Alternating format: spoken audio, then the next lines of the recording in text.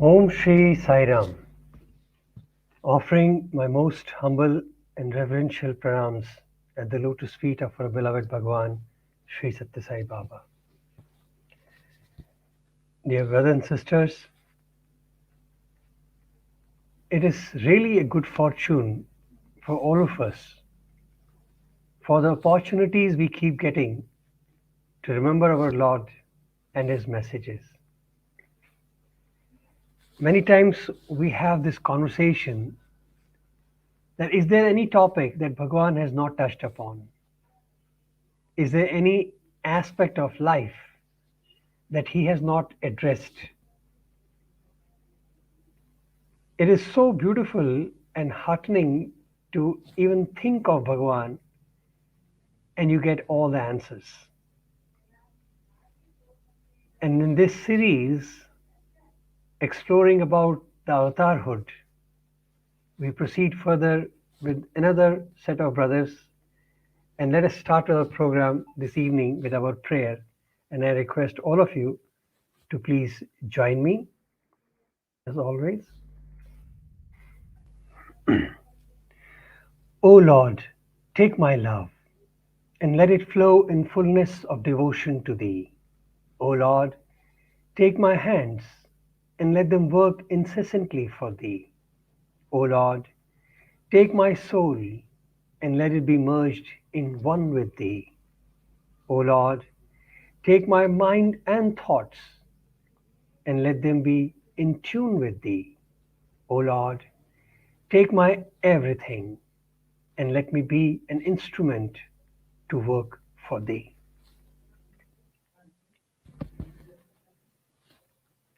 Sai Ram, and welcome to this evening's His Story, His Message through the eyes of His boys. As you all know, we have been dwelling into various aspects or colors of avatar. And just to reiterate, these colors are not the only marker to identify avatar. Avatar is much beyond any colors. But thanks to the scriptures and our gurus, that they have given us some indicators for us to at least develop some sense of comprehension of avatar. So we can appreciate our lives. We can have some sense of gratitude for the greatest boon a man can ever ask for is to be born when avatar chose to come. And this attributes, and the more we explore it and we see how we can practice it at our levels, they are also a very beautiful medium to realize that supreme self, our own master. So in this journey, tonight I have two brothers, and without further ado, let me welcome them one by one, and we'll continue with our discussion. So let me start off with brother Kota SivaKumar. Sai Ram, brother Kota. You have to switch on your, unmute Yes, yourself, please. yes. Sairam, brother Abhi. And a very loving Sairam to each one of you there, bowing down at the feet of Swami, who's seated in the hearts of the wonderful people who are lined on. Wishing everybody a great Christmas to New Year season coming up. And then, like the prayer that we started with, let's hope that we become better instruments of Swami in the year ahead. Wonderful. Let me give a small intro of you to our audience. Uh, Brother Kota SivaKumar is actually a first generation devotee, if I may say so. He came to Bhagwan as a student to do his MBA. He was an engineer before, and that 2 years, if I would say, would have been a transformative years for Brother Kota. And after that, he is a different man. Today, he is a very sought after speaker. He presently works for an Oliva Clinics. These are a chain of procedural dermatology clinics, and he works as a chief human resources officer. So from 93 to 95, brother was his MBA student with Bhagwan. and that was very early years of MBA, if I may not, in not first batches, but early years of MBA. Yes, early years. So you have had a good privilege with Bhagwan. So Absolutely. welcome, Brother Kota. Thanks so much, brother. So let me introduce another brother, Vinod Karthik. Sairam Vinod. Sairam brother Abhi, Sairam to everyone here. Sairam. Vinod is not a new face for this forum, but it's a pleasure to reintroduce Vinod a little bit. Brother Vinod, as we know, he was a BTech. He did it from IIT Madras before coming to Perthi for his MBA degree. And incidentally, he has got gold medals in both places in IIT BTech as well as in MBA. From 2005 to 2007, he was a student, and interestingly, from then to 2011, he was a waiting boy. And it's a very interesting journey. We all have, in this forum, we had a very good opportunity to discuss about the waiting boys' aura and their experiences. So, Brother Vinod, during that period, was guided by Bhagwan for his, what should I say, the life purpose and the mission. And today he runs Sai Krishna Charitable Trust, which is completely guided and inspired by Bhagwan, step by step, and they are involved with so many wonderful activities through that educational institution, if I may say so. They do educare, social care, health care, everything there. So, Brother Vinod, it's a pleasure to have you. Welcome. Thank you so much for the loving and warm introduction, brother Abhi.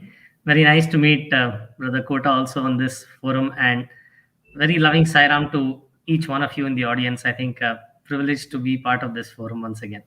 Sairam. Wonderful. Thank you very much. And really, really happy to have both of you. So let me jump into the discussion straight away. Brother Kota, as you have, you might have heard it, all that, we are discussing about avatar. So before we come into the respective attribute that we are talking about, I would just open the floor for both of you to share your just as few thoughts, in quick minute, about your concept of an avatar. What have you grasped that? What is an avatar? Sure. And how you look at it from your little experience. Yes. Yes. Yes, let's start In with fact, Kota and then we can come to Vinod. Yeah. right, brother. Uh, in fact, reading about Avatar or knowing from the scriptures and then whatever has been handed down to us by the elders, I experienced it as one thing. And of course, meeting Swami and then being pulled by him is a totally different experience. So this is one aspect. Now, what I have always been taken in, brothers, is that there's the very famous verse about avatarhood in Bhagavad Gita, which goes like, what is the purpose of avatar? Sambhavam yuge yuge, we are all known of that, a very famous thing, and how Swami actually changed that verse in a big way. That is the most insightful thing for me in what I have learned, because Swami said, Swami it seems to pray whenever actually the evil goes up and then goodness comes down. I've come to actually quell the evil and then increase the goodness. This is a usual thing. Paritranaya sadhuna vinasaya cha dushkrutam.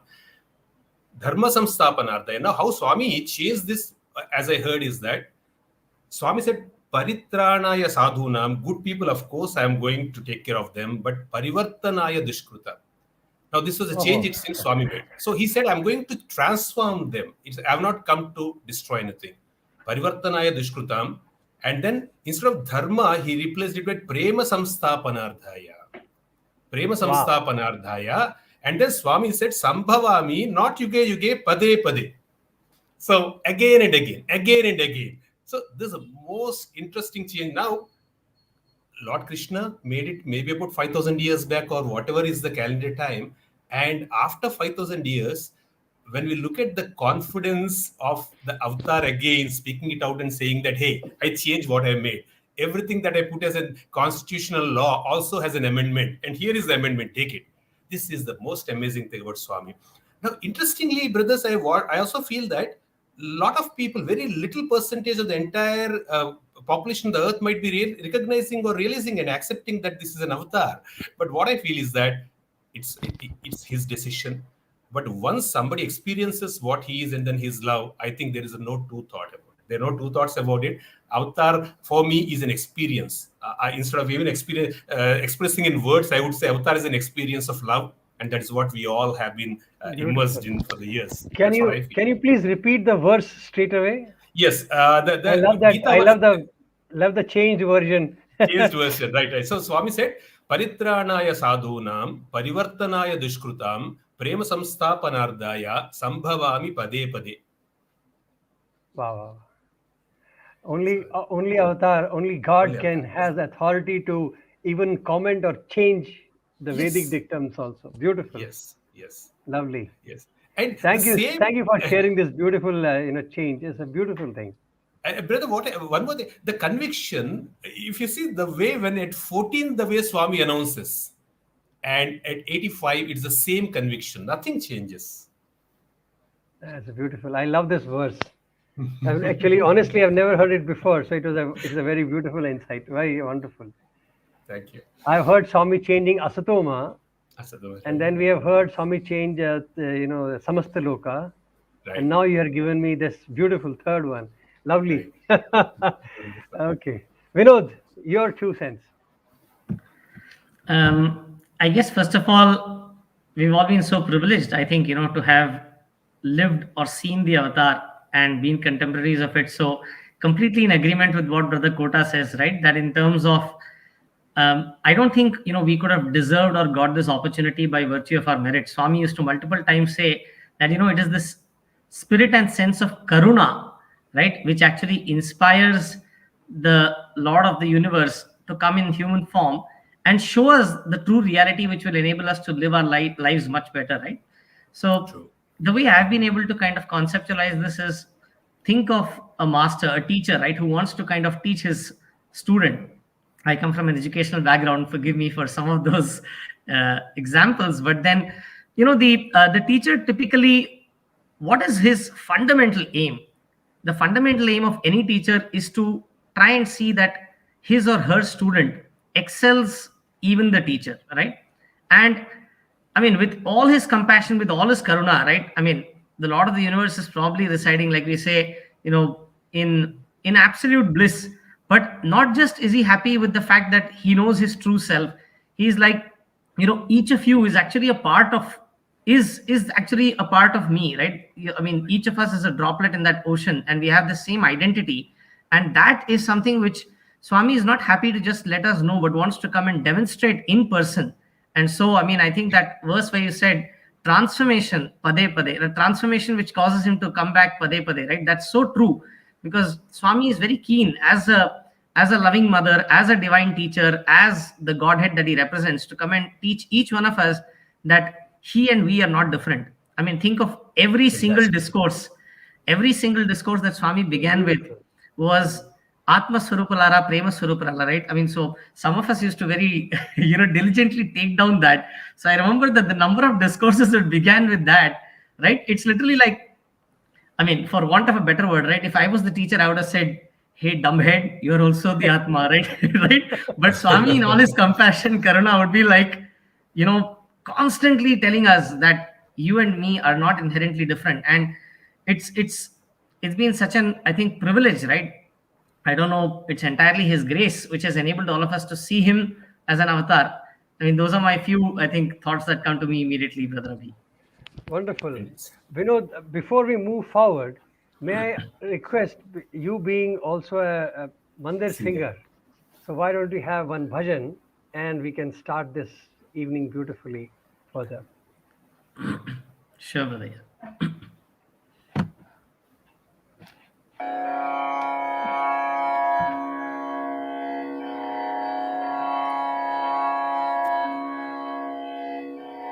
Rama Shri Ramachandra Jaya Jaya Rama Karunabhirama Kamaniya Rama Karunabhirama Kamaniya Rama Rama Shri Ramachandra Jaya Jaya Rama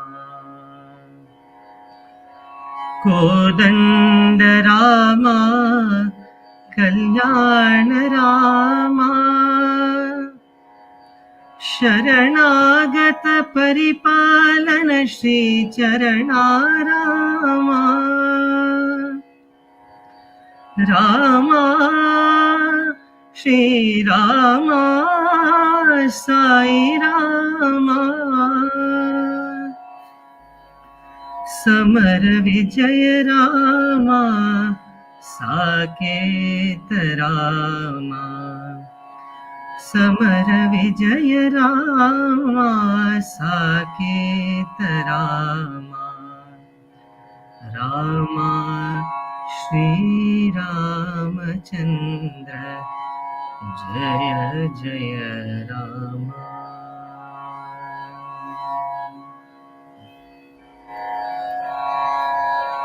Beautiful. Bhajan is one music aspect. When you listen to it, you just are transported in a different world altogether. Absolutely. Personally, I don't feel like talking after that, but it is beautiful. Thank you so much.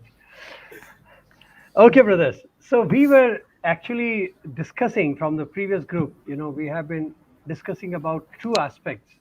So Shama and Daya, we had shared our thoughts on that. And today we wanted to look at Shama a little bit more. So I want to invite you all, both of you, to share your thoughts on the aspect of Shama from an avataric attribute and how we understand it. So just a quick note so that we get a little startup from there, just to get an idea about Shama. When we hear Shama, normally our understanding is, okay, you forgive somebody for something. So today, let us look at it, and I want to your feedback on how do you look at Shama when you look at Bhagwan. So let us start. Brother Kota, please. Yes, And yes. feel free, eh? Don't have to wait for me. Just both of you feel Absolutely. free. Yeah. Absolutely. Absolutely. Um, this, in my mind, what I feel is when we look at the avatar, the way we looked at Swami, Kshama, uh, it's a manifestation of the actual form of Swami, which is love. Because it's total love, peerless love in Swami. One of the manifestations is Kshama. And what is this Kshama? Kshama is forgiveness. Swami said to give and forgive is divine, and to get forget is, of course, human or whatever it is. So to give forgive is divine, but this, when we look at it as just as a statement, brother, I feel that it can be confusing unless we understand how Swami does it. When we get to Swami, when we come to Swami, I think the first thing that happens is all of us take birth with Swami. That's a very interesting, probably a way to put it, but we all take birth in Swami when Swami calls us. Thou, probably we have been called so many times in the past. In this avatar, when he calls us for the first time, and the way he says is that in Shirdi form, he said that like a bird is pulled by just me tying a little piece of string to the neck to its leg, and then I pull it. That's the way I pull you, is what Swami said. Just a little experience that I had, I'll tell you. He told all of us, all the MBA students, in the very first interview that we had in the year 1993, where he called us for an interview. And the previous night, we were all contemplating, we were all thinking, what is a greeting card? What is a card that we should take to Swami? So you know in the hostel how it works, and then overnight people were sitting and then trying to give so many ideas. You give some, by the time actually the card making starts, it would be past midnight because the ideas are so many. And we had just one day. That evening, Swami said, "Okay, you can come tomorrow." So all that was going on. And many ideas, out of the many ideas that flowed, one of us said that, okay, we will write all our names to Swami and then put something there and then write our names. And another person said, "Hey, why to write the names? We'll just put our group photograph from the summer course, yeah, which was taken in Brindavan." So finally, that idea won. We put our photograph, and we did not write the names. And morning, the interview started. Swami first took the card, and then he looked very keenly, intently at the photograph, and something interesting happened. Swami put his finger like this, like a pen, and he started calling like a roll call. he called out all the 26 names that we had. 26 students were there. He called out all the 26 names and he just went on saying like this. It was like a teacher taking an attendance, class attendance. And then he put the card aside and he said, happy? And then Swami said, he asked a question. How do you think you came here? This is the very first question Swami asked. We all started. Some people like me who did not know about actually Swami's ways said that Swami, I took a flight from Ahmedabad to Bombay, and then so all sorts of answers were coming in, and of course the students who were already there coming from the past years knew what it is and they were silent, and somehow so then Swami went on saying like this, and he said, you know how you came here, and he said, I put a tick on your name pretty much like what I did right now. Swami said, I put a tick on your name. Now, what was very, very insightful for me in that statement is that if he hasn't put a tick on all of our names, would we even be able to sit like this and contemplate on the avatar? Would we be able to have him in our lives? What a grace, what a karuna, like, Brother Kartic was saying. So this is Swami's way of, so that's the mother. And now where I was coming from is that he put his tick on our names and then we are born to Swami for a spiritual rebirth is what I would call. We all have come to with a rebirth. And we had a rebirth with Swami. It's a second innings kind of thing we can say. If we are not lucky enough to be born in a devotee's family or, named by Swami kind of thing, it is like a rebirth. Then we come to Swami and then Swami, mother. I remember once when I was discussing with Brother Kartic recently, he reminded me of mother's love. When we look at the Kshama aspect, brother, the closest personification we see in real life is mother, right? Because being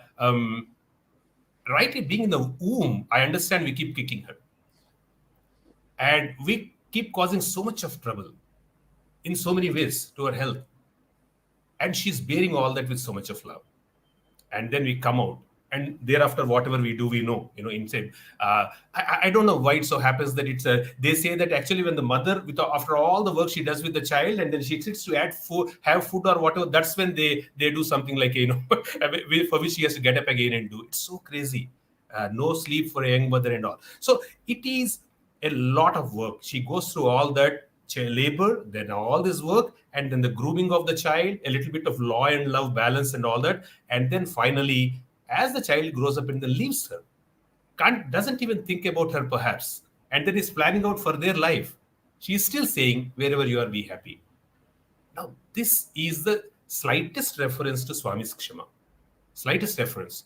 There are so many aspects where I think all of us need to fall at the feet of our even the physical mothers and then beg for her forgiveness. As I see, beg for her forgiveness, because what I feel is that there is so much they have done you can never repay. If that is the case, how about 1,000 mothers? How about an avatar who has Very given interesting. spiritual? You brought the correlation between Kshama and Daya in a way that they are how it's different sides of the same coin, kind of. Different side. Yeah. Right. Vinod, what is your thought on that? Sorry. I like this, I think, illustration that you just kind of referred to, Brother Kota, right? You spoke about this mother and child relationship where, the child is in the womb and, the mother is finding it so easy to forgive for all the so-called difficulties and errors right from there. To take that forward and with respect to the way Swami, I think, has probably dealt with each and every one of us, whether it is students, whether it is devotees, non-devotees, I think to him it doesn't make a difference, fundamentally because I think if for those of us who have experienced Swami, right, there's never been a moment where where Swami ever said, I forgive you. Because there are two words that make no sense. In fact, all three words make no sense there. But the first and the last, with respect to Swami, make no sense, where there is a separate I and a separate you. True. I mean, the mother-child womb relationship is so close to that, right? Just think of the mother. It's like the child is in the womb. It is part of the mother and yet not part of it. I mean, that is such a beautiful illustration because that is exactly the way I think Swami has dealt with each one of us, right? Where, first of all, Swami never, I think, never differentiated between his physical body and what he saw in front. I think it came from an absolute sense of deep knowledge that the other person, Swami lived that the other person is no different than the one who's speaking. And so it Right. was the sense of spontaneity which actually caused that so-called forgiveness. I remember a very small incident actually which happened where there was a student who had committed a grave error, where Swami had actually given him a task, and this boy had taken the task and gone and kind of roamed everywhere, and then he had suddenly realized that this is a mistake I've done, and then come back, right, post this realization of the mistake. And he appeared before Swami, literally, uh, you know literally shivering with fear, wondering, oh my god, what's going to happen. And can you just imagine what Swami's reaction would have been, right? There could have been multiple. Some of us would have probably, people like me would have been responding with rage. Somebody else would have said, kya hua, asking, trying to find out. Somebody would have been with, like, how dare you do? All kinds of things would have been possible. Swami just spoke to this boy as if there was no lapse of time between that moment when he had gone and when he came back. It was like, okay, so the next thing that we need to do is this, and this is not because Swami obviously did not know that this boy had kind of gone somewhere, done all mischief, and come back, but primarily because from his perspective, the repentance of the boy in realizing his mistake had already achieved the purpose, and hence forgiveness was just as natural as, I mean, it's just as natural as it can be. And this is what I think most of us have experienced, right, where there would be periods of long introspection that he would give us, primarily because, not because he wanted to ignore us, but because he knew that the correction that comes from within is the best way to self correct. And then it was as if nothing ever happened. It was like, just normal. Yes, yes, yes. And the See, instantaneous change, brother, something, when you're talking about this, I remember this, and this is something that probably some other groups, boys, faced it. There are those times when Swami would not speak to you. He turns away. And then, like, one of our lecturers, Kishore sir, used to favorably joke. Swami used to, and those you know that sometimes he used to, when he came for the darshan, the way he wanted to avoid the students, the boys, he used to be maintain a distance. It's like avoid bad company kind of thing. And then he used to go so close to the pillar, and then he used to almost is like touching the pillar, and and then he used to go like that. So Kishore sir used to say at that time, I remember, he used to say that, you see, Prahlada could get Narsimha out of the pillar, and we are capable of sending Swami into the pillar. So that was a beautiful thing that Kishore sir used to say. And at that time, this went on for about 2 to 3 weeks. We remember Swami didn't speak to the boys. A lot of churning was happening. And then finally we decided, okay, one day we wrote a beautiful song on Swami, Telugu, Hindi, English, and then we came with all our instruments and then hit them. And Swami came for the darshan. It was like the initial thing. He used to come for darshan, bend his head, and then get into the interview room, come out like this, take Aarti and go. He used to do like that. And so that day also he was doing that. He went into the interview, completed his interview for the devotees, just stepped out, and we started. All our instruments and all came out, and we started singing.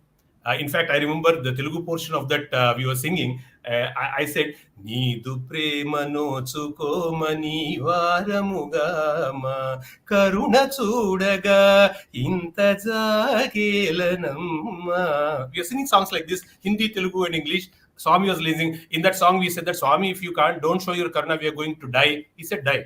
So Swami was indicating die. But he started talking. He started interacting. And once that song was over, we went and then we started weeping at the feet of Swami. You should see how the transition happens. The transition of the toughness into the love of the mother. That's the picture I got, brother. When you're talking about that point, it's indeed, there's something to be only experienced. see, both of you are mentioning about his Kshama, and you see that how instantaneously Bhagavan would do that. Right. In 1 minute, he is upset for a long time, apparently, and the next very moment, he would have acted as if Nothing nothing happened. happened at all, right? Uh, in that, if you look at it, one aspect you brought it out is repentance. Hmm. So now you have a relationship of Kshama with repentance. Right. What is repentance? Is it Right. what we call in the bigger way as a chitta shuddhi process? Like, when you have attempted to clean yourself or not repeat it, how would you look at that repentance which happens in each one of us heart, which is kind of responded by Bhagavan which we interpret as Kshama. Right. Right. Brother Vinod, do you want to? Sure. Yeah. So the way I kind of I think understand this is that, like we said, the goal of the avatar, even when he comes on Earth, is to kind of make us realize that our inherent core is the same divine principle, right? So I think this is, I mean, you can call this as the vision mission statement of the avatar, if I were to say, right? So Yes. I have, so with this vision mission statement, Swami has sometimes said, I'm a pakka businessman, right? For some of us, just to kind of, on a lighter note, but a businessman who comes with very clear strategies and objectives. Anything which deviates from this vision and mission that he has set out for himself, which is to raise people to this level of knowledge that they are not different from their core divine principle, he's willing to quickly kind of shunt it out. And anything which is in line with it, he's okay to kind of work around it. Like he says, sometimes I'll show you, like a mother shows a small toffee to a child and makes them learn, I'll kind of do all of those things, is what Swami has said. But coming to this principle of repentance, that self correction or chitta shuddhi, exactly as you pointed out, Brother Abhi, that is such a crucial component. Quite often, we've heard of great gurus not teaching through words alone, but rather depending on introspection and silence for people to understand. Right. I remember that we've been through this silent treatment ourselves as waiting boys. I'll probably come to it in some more time. But essentially, Swami has always said that the purpose of Shama is not simply for the other person to feel, hey, I've been let go scot free. No. In fact, I see one of the comments or one of the questions here where I think Brother Anand is asking about, has Swami ever told about modern day mothers spoiling their children, right? So it is, I mean, I think that's a fantastic question. And frankly, at the education institutions we run, we are faced with this day in and day out. If I may take a quick example here, when a small baby is crying, right, the mother responds immediately. She goes and responds and pampers and does it. As the child grows, she starts telling the same child, with a little more strictness. But if that error is now continued by a teenager or an elder child, the mother becomes very strict, stops talking, ignores, does everything possible, right? The love of the mother has not changed at all in all these three scenarios in reality, but her intent that my child should be good is at the root of it. And the lesson to be learned is the same, but it has different curricula, if I may say, different syllabi or different ways of approaching it depending on the age. So in the same manner, repentance is essentially the goal of that syllabi, right? So that is the certificate. When repentance has come and the understanding has come, then then the tick mark, the pass mark can be put for that student, right? Yes, repentance has been achieved. And then Shama flows as a natural process. It is something which is automatically earned as a process of repentance, is the way I look at it. Right. So can we say that the repentance is is is something like forgiving your own self? Um, Huh.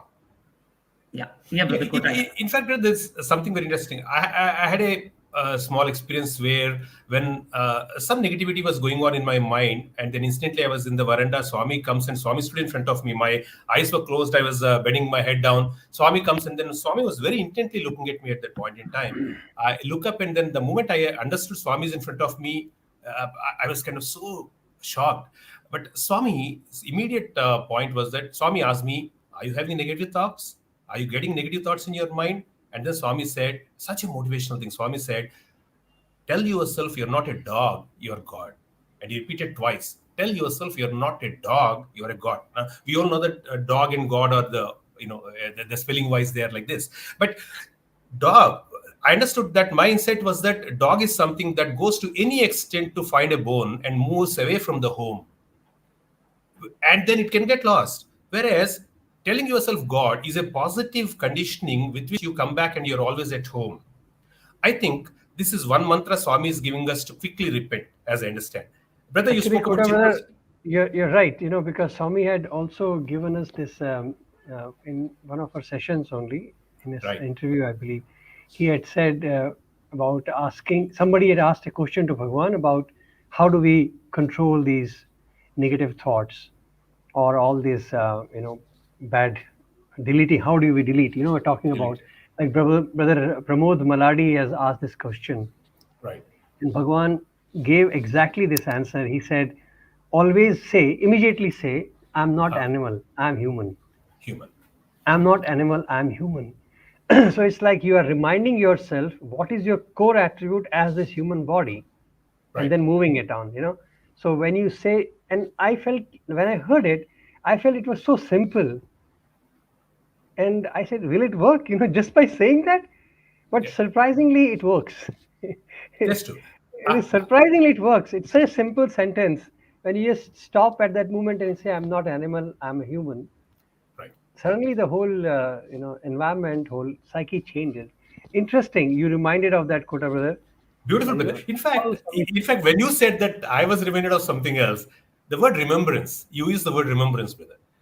Remembrance, repentance. When we look at this, the etymology of these words, repentance, remembrance, um, actually becoming remembrance is again coming back and becoming a member of something. It's the association with God, remembering. So our ability to come back from that, brother, you spoke about chitta suddhi. I think the example that Swami gives about how Swami has a question. If you have a glass of dirtied water, how do you make it clean without pouring out the water? Swami has this question. It's such a beautiful question. And then people say that, okay, Swami, what can we do? We have to just pour it out. But Swami said, okay, take a larger jug of water, which is called clean, go on pouring the water into that muddied glass, and all the mud will eventually come out. And after some time, you'll be so surprised to see that the glass is full of clean water. So without touching the glass, now there is a process of pouring and making it clean. Now this analogy stands like this: that the glass of water is like a mind, Swami said, and the muddied water are like the thoughts that you have. We are talking about chitta suddhi. How do you make the chittam suddhi, which is clean chittam, clean mind? The process, Swami said, is that pour more nobility into that, pour more positive thoughts into that. And one of the greatest positive thoughts, like brother, you said right now, is that thinking I'm God and I'm not animal. It's the greatest kind of affirmation that we can keep telling ourselves from time to time. Another one I found is that I'm a child of God, or asking ourselves, what does Swami expect from me in this situation? What if I do, Swami would be more happy with me? I think these kind of thought process are all noble thoughts. Of course, the greatest noble thought also is feeling Swami's presence in every situation. the, anytime you find the process very simple, know that it's very difficult. Very difficult. Yeah. Very Uh, true. But it at is the so. same time, right? I mean, when you're speaking of this simplicity, difficult thing, right? Especially with respect to Kshama, there's one small point that comes to my mind. I remember reading this somewhere, and it really stuck to me, um, which basically defined this word, which is more commonly used in Western religions, right? We speak of what is called chastity, right? And I really loved this definition of it, which says chastity is to live each moment as if it's completely new. I'm just Right. repeating it. Chastity is to live each moment as if As it it is is. completely new. You. And I mean, again, the simplicity, difficulty part of it, right? Sometimes as elders, we find it difficult to kind of at least to break the ice and go back to someone who's hurt us. But I'm so blessed. Sometimes, we deal a lot with children. We would have scolded them in the day saying all kinds of things. But, you look at the child, that same afternoon, he'll come and say, Anna, will you come and play with me? Right? He's just Right. forgotten everything. There is no I forgive you in the child. It's like, oh, that was then. Tab ki baat tab, ab ki baat ab. That's it. Okay. Right? So that is a tremendous, I think, attribute of innocence, if I may say. Vinod, Right. you have just shared a very, very powerful statement. I would like you to just maybe give a little, one more sentence to that Right. explanation. Chastity, and how do you relate chastity to Kshama or whatever, Right. but living every time as if it is new. It's a very phenomenal statement you made. I think it deserves a little bit more explanation. Yeah, I mean, mine. What I've understood from that is essentially that the more we have what is called these hangovers, right? People typically refer to hangovers which come as a result of taking different kinds of medicines or drugs or alcohol and so on. But frankly, one of the greatest hangovers that most of us continue to live with, not just live with, but embrace, is our own past and our own mistakes and the follies of others, especially. And the critical component of this, right? If you think of it from an innocence perspective, Hmm. the child basically doesn't do as much analysis as we are doing, right? It is like, "ठीक है, this moment deserved it. I did some mistake. It's over, right?" And then the next moment, it's smiling and laughing. And for someone who's very wise, the result is just the same, but it stems from probably the understanding that, I myself probably make so many mistakes, right, that I need to be forgiven at some stage. But at the same time, the understanding that the other person is me known by another name, that is something which is a very crucial component, I think, in terms of how the wise man does the same action with the same result, but with a slightly different understanding overall. You raised another beautiful point here, which I always ask this to people. And we have seen that, and last time we discussed also that Kshama is possible only for people who are innocent or who are self-realized. Mhm. And when I look at that aspect, because from the pure connect to the self only is eligible to Kshama. We'll discuss that more as we go forward. But here you raise a very beautiful point. What is the difference between an innocent of a child and an innocence of a saint? Both are considered to be innocence. Both are considered to be innocent. Absolutely, absolutely right. Yeah, but I think probably Brother Vinod, you already have something in mind. No, no, please go ahead, brother. Okay. That's such a beautiful point, brother. Because when we look at Swami, I think this is what we have seen him. The first thing we see in him is the innocence of a child. We see when we look at him closely, the small things, the little jokes, and then the way Swami splits into laughter. When you look at these kind of things in Swami from close quarters, it's very, very clear that the childhood innocence you can find in him, childlike.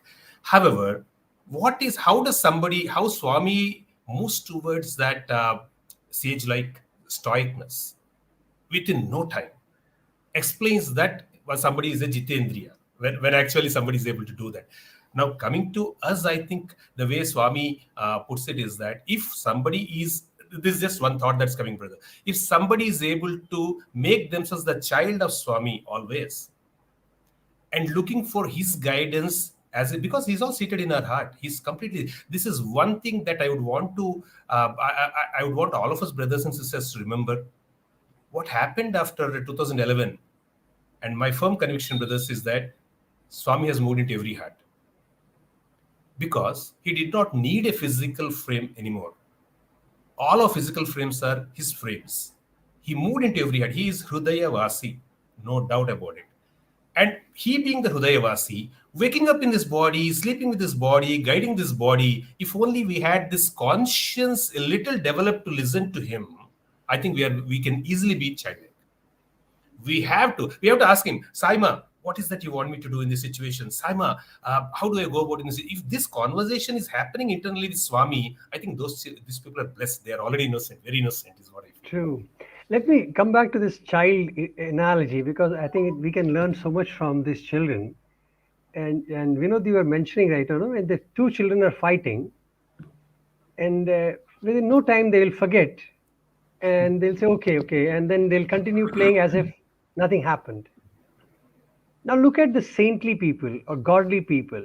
I'm not, avatar is too big for comparisons also. But look at any avataric, any of the saintly people, they also do the same thing. But we tend to put a label to them, that they have forgiven or they are magnanimous, but they are so in tune with the life. The difference between the child and the saint is very difficult to identify. I feel only one word which you can elaborate on is the awareness part of it. Right. That the awareness, the degree of awareness, what in child we find is much smaller than what you find in a evolved souls.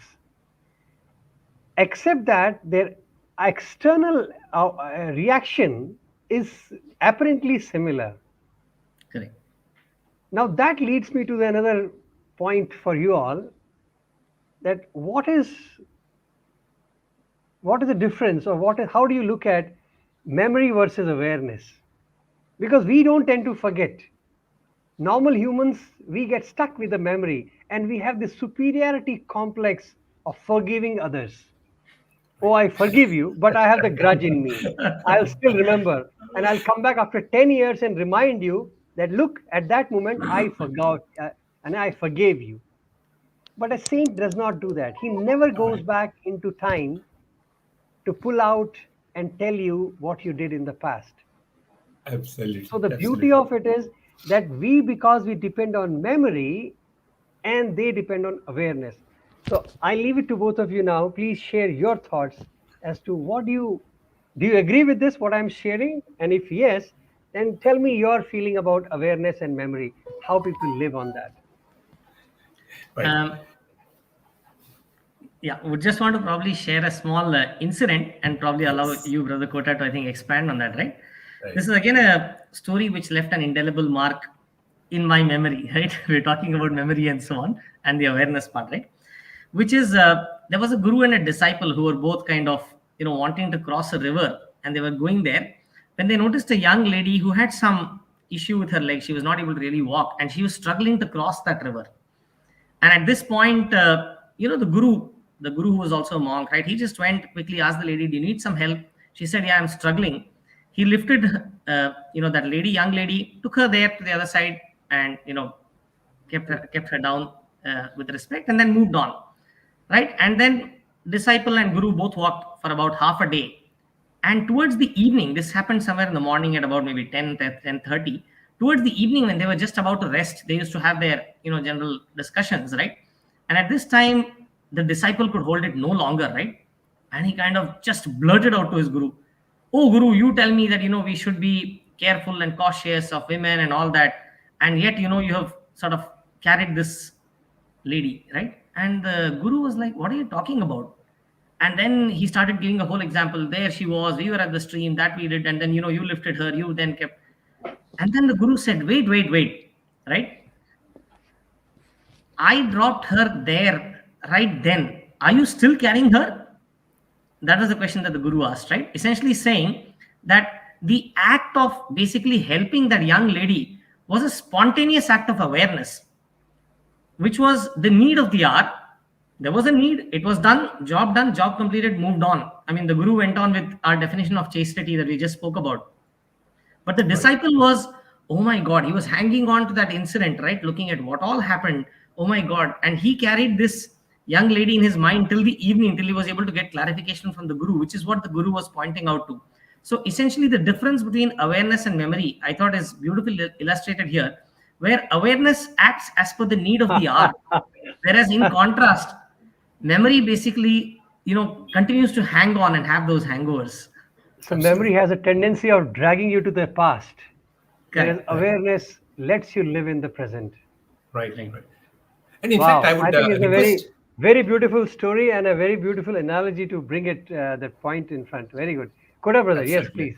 Yeah, in fact, I would request all brothers and sisters to search for one video, 5 minutes of Swami on YouTube. That's I could find it, and that is about on self confidence. Swami has spoken. It's an extract from one of the discourses. But the essential thing I want to refer to is that Swami said, "Past is a tree." This is what Swami said. "Past is a tree. Future is a tree. Present is the seed." the, Look at the imagery that Swami is building. Past is a tree. We get seed from the tree. Future is a tree. Again, tree comes from the seed.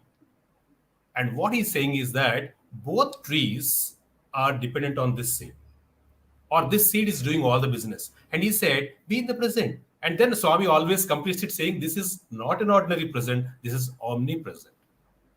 So Swami's completion. And adding it up to that, the awareness aspect I understand is one of the related thing is always to be here and now. It acts in the here and now. Like you said, the innocent children, they're not carrying whatever it is in the from the past. From the story you told, Brother Karthik, the guru was not carrying it anymore in his mind, and he did whatever had to be done. So being in the present moment and do what needs to be done without carrying, I think, is one thing. I just wanted to share another story which I heard from Brother Prem Anush. I think this also I saw in the Satyasai Media Center, one of the videos where he was sharing an experience of Swami. It seems that was there was a medical conference that happened in Puttaparthi, and cardiologists came, a lot of them, very big ones in the field. And there was the early days when the hospital was done, and Swami was giving a discourse. and all the doctors were sitting. In fact, I remember this. I think this happened when I was there as a student. This happened in the institute auditorium where Swami addressed them. And Swami started after a certain discourse, I mean, certain discourse length about human life and then the need for paropakaradam, all that. Swami suddenly meandered into medicine. And Swami started talking about heart and cholesterol. And what happened is that apparently Swami was saying a few things about cholesterol, which the medical people would see it as absolutely doesn't make sense for them. I mean, it was all like they said that, what is he saying? Okay, we agree that he's a good man. He's doing a lot of work. But what is this about?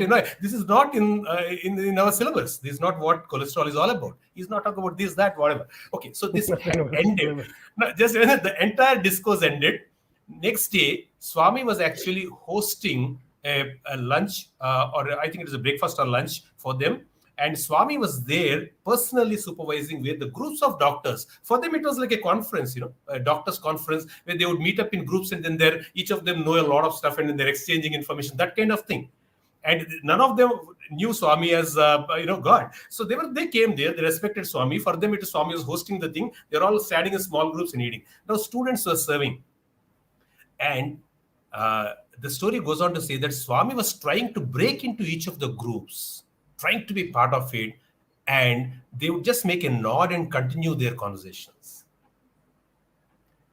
The students were watching. They're not able to take it. Their faces, the indignant look on the face was telling everything. Swami tried another group, the same thing. They would nod at Swami and then they would continue their conversations. And Swami then looked at the students. Students were in a pitiable position. They were looking at Swami, what is this? And then Swami comes to them and it seems Swami says, no problem, my children.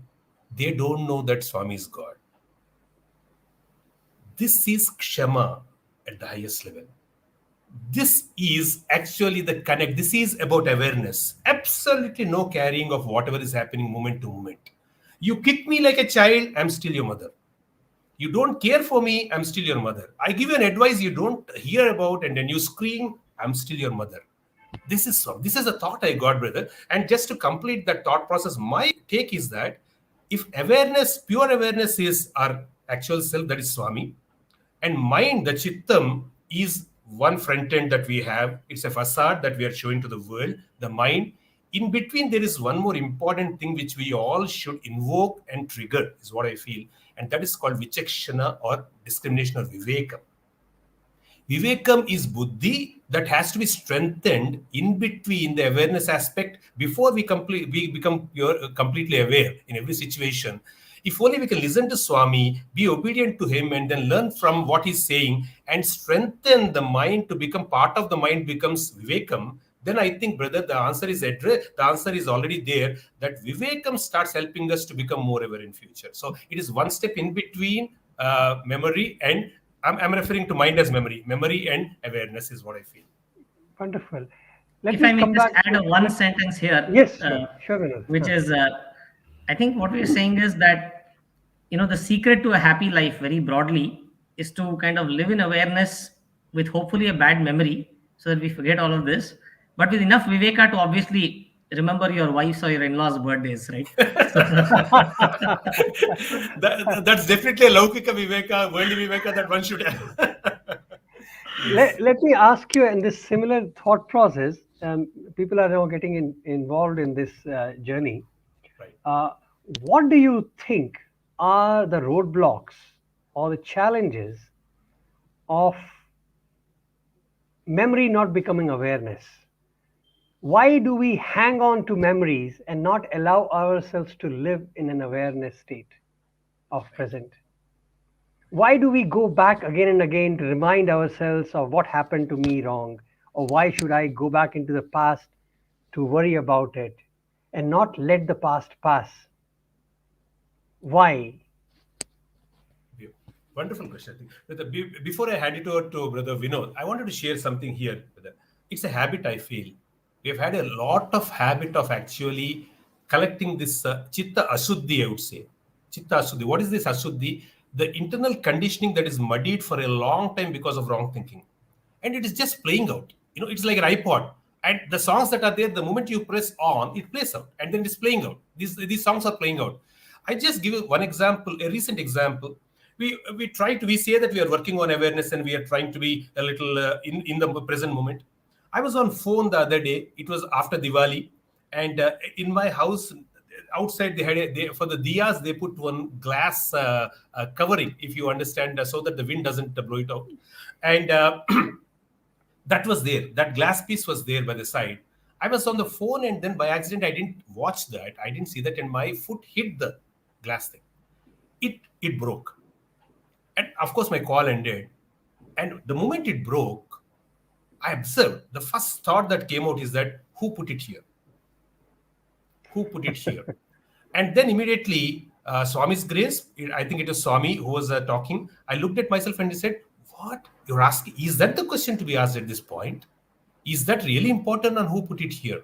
So this as I'm giving as an example because it is so subtle and so difficult for all of us, because the Arshad Vargas of Kama, Krodha, Lobha, Moha are waiting inside to prompt yeah. up. To You are come saying up that it has become of our past habits and conditioning that we are unable to let go. Let go. So that's why Okay, Vivekam strengthening Vivekam is very important. And by listening to Swami on how he says that. Okay, Vinod, what is your take? I've also been kind of looking at some cheat notes here. So I like what Sister Ishita has just written here, right? I think it kind of closely resonates with two things she said. One is, she says, "I forgive you." The statement you make there itself, right? But I will remember it. I forgive you, but I will remember it. Huh? Yaad rakhenge. So that is one. And the other part where I think this thought of the ego, right? Essentially, it is the hurt that we are carrying, right? Why did that guy do this to me? See, I am at the center of my universe, and who dare does this to me? So at the center of this false universe which we've created for ourselves is our imagined self-importance, which typically the child doesn't have, right? So there's this beautiful video. I mean, it's a song called Maitri Bhajatam. I would encourage some of you to take a look at it. It's a beautiful thing where two children are fighting, and they're having an absolute brawl, some 4-year-olds. And then in some time, they go and also complain to their parents. Their parents also come, and the parents get into a major brawl for almost 5 minutes. But during that brawl, one of the parents quickly sees that these two children have started playing already. Like these two are fighting, right? I mean, it's a fantastic video worth watching. And that's what happens to us, right? We get so so obsessed with our sense of self-importance, which the child doesn't. The child is fighting because this situation demanded a fight. I'm going to fight and it's done. Period. Next I have to play. But for us, it's not that. Okay, how dare this guy fight? Let me swing it differently now. Look at from the adult perspective. Who goes back into this memory for self-improvement purposes? Who goes back to say that I should not repeat it? But as Kota said, the sanskars are such, the conditioning is such that you repeat again. So when you are conscious that I should not repeat, and it comes back again as an instinct, and you repeat it again. So there is a dilemma of an adult, a dilemma of a grown-up man. He is not innocent like a child. Right. It's a blessing to be innocent. Because if you are innocent, you can move. Like Cartic is saying, you can move on. But as an adult who is not yet gone into the, I would say, spiritual awareness, he's still struggling with memory. So he is forced to think for self-improvement purposes, and that is a trap he's getting into. So how would you tell about that situation? Because he's in a self-trap. Conditioning is right. Because of conditioning, he repeats, and because of repetition, he is trapped into memory. Yes. Yeah. So, Vinod, how do you look at it now? If I may just kind of go back to our awareness memory thing, right? So it is a great thing to go back to one's memory and look at situations with awareness. And again, this is something I just like to say this because I have learned this the hard way. It is a great thing to go back to one's memory, but with awareness of why we are going there. Quite often what happens is it's like going back Explain what does it mean? Explain what does it mean? Yeah, so I'll tell you. So when you're talking about us going back into our own past to look at why this happened, why those difficult incidents, quite often it is the series of incidents that come clouding again, and then we again get into that sense of self-centeredness and importance, saying, why did this hurt happen to me, why did they hurt me, and so on. The objective of going there was to say, why did this happen? In fact, with a lot of wise people I've been able to fortunate to interact, what I've seen is typically there is no blame involved on A did this or B did this. It happened. What is the learning out of it? And what do we do with the next? That's it. If we can look at it with that objectivity, with that awareness, then memories can be a boon. Otherwise, it's like going back into a movie time and again and looking at that bad movie again and again and again. So Vinod, I like it. So let me restate it so that I know like I have understood what you're trying to say. Please correct me if I'm wrong, or if I have understood it right. You are saying that you can go back to memory to ask a question: why did that event happen? Not why it happened to me. Absolutely. Right. So the difference in questioning is, why did that happen? Not why did that happen to me? So I am deleted from the equation, and I am supposed to figure out, why does that happen in the first place? Exactly. So, I mean, Wow. Swami Okay. used to say It's very this. interesting, man. Okay. And just one associated thing, Brother Karthik, I'll just give it back to you because I think you're dealing with a very important point. Because I wanted to tie it up with what you mentioned, Brother Ravi, at the beginning. You spoke about actually doing Kshama to oneself. That's a very interesting point. I think I'm not too sure if we delved enough on it, but here it comes, because when we start getting into the memory, and then when we start asking the question why this has happened, but out of conditioning, if I say why this has happened to me, two things can happen. One is that if I'm looking at the others and then pointing the finger there, that is blame, like Brother Karthik said. Now, if I'm looking at myself and feel that I am the responsible person for this, guilt can happen. There are two, they're like mirror images. Blame there, guilt here. Either way, we are not able to do Kshama. Not guilt, Because, not only guilt. I think what Vinod has pointed out is a fantastic thing. I feel he has brought out ego part of it. yes, That even in going back to the memory to say that why did it happen, when you say to me, it becomes an ego problem. right. So what you have also said and what Vinod has said, it's like, how dare it happen to me? Like, it's like that. So the Yes. typical, I think, Vinod, you have pointed out very beautifully that the problem in going back to the past is when you go back with you in the past and you make yourself kind of important, that why it is keeping happening to me, rather Right. than thinking of why does that happen, period. I think it's oh my god, it is giving me now, I have to think more about it. Right. I So just when we remember a talk about small it, thing that, yeah, yeah, sorry, please go. please go ahead. Yeah, I just remember a small thing Swami used to actually say here. There was a Chinna Katha which comes to my mind, where Swami says there was a man, there were two neighbors, right, who both had bulls. So it so happened that one of the neighbor's bulls, so neighbor A's bull came and ate off B's grass. So B went and reported the matter to A, saying that mistakenly he reported the other way, right? He said, you know what, my bull came and ate your grass, right? And right, instead of saying the other way. So A was kind of initially giving philosophy, oh, it's okay, bulls do eat grass, what to do, and so on. But the moment he got to know the reality, it changed to rage. So essentially, the fundamental is that the moment it affects me, right, then is when the game comes in. Otherwise, it's all philosophy. It's easy, right? And I'm sure that, I mean, if we can bring that objectivity into everything, sometimes it becomes easier. True.